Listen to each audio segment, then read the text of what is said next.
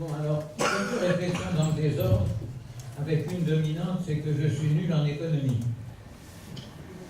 Mais je crois que même si rien ne vaut sans les conditions économiques, tout ramène toujours à la question du pouvoir.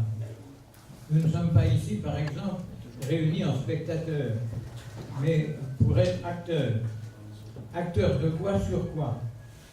La question du pouvoir dans tous les domaines, dès que ça touche un problème social, qu'il soit structurel ou épiphénoménal, c'est toujours une question du pouvoir.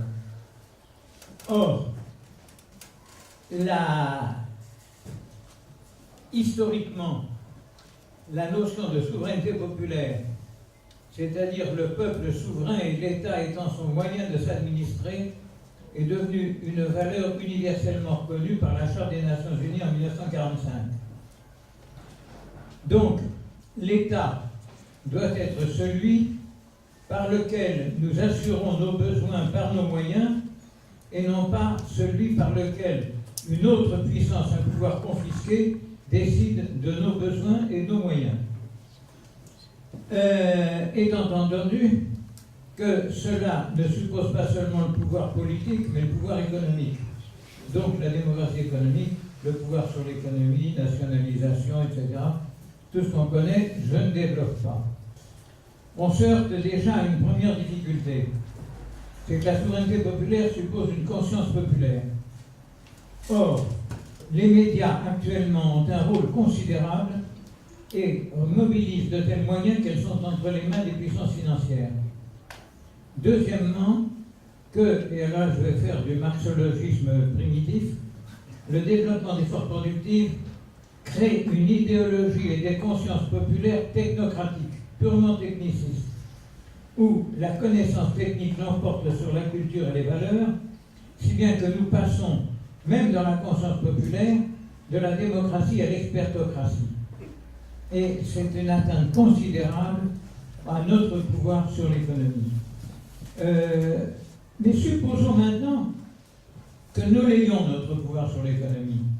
Avec cet élément qu'on oublie considérablement, si on passe de la production à l'approche par la consommation, il y a dans le pacte des Nations Unies sur les droits économiques, sociaux et culturels un article 11 qui dit que les États partis au pacte reconnaissent le droit de toute personne et sa famille à un niveau de vie suffisant comportant nourriture, vêtements et logements et s'engagent à prendre les mesures appropriées.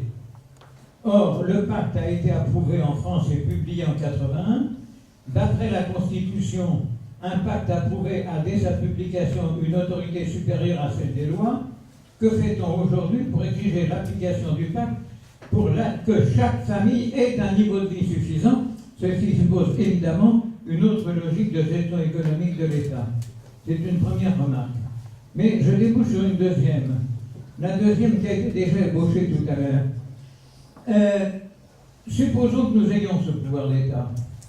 Supposons que nous ayons réussi à nous affranchir d'un pouvoir confisqué et de faire respecter notre libre disposition de nos moyens et de nos ressources.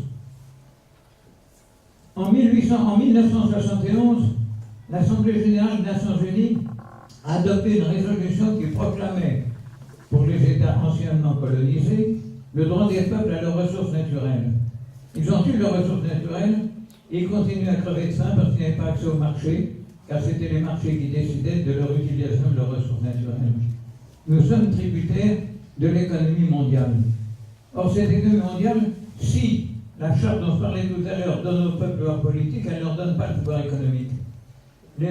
Avant le signature de la charte en 1945, les accords de Bretton Woods réservaient aux puissances financières le pouvoir économique par l'intermédiaire du FMI, de la Banque mondiale, de l'Organisation mondiale du commerce, aujourd'hui poursuivie par G20 et autres.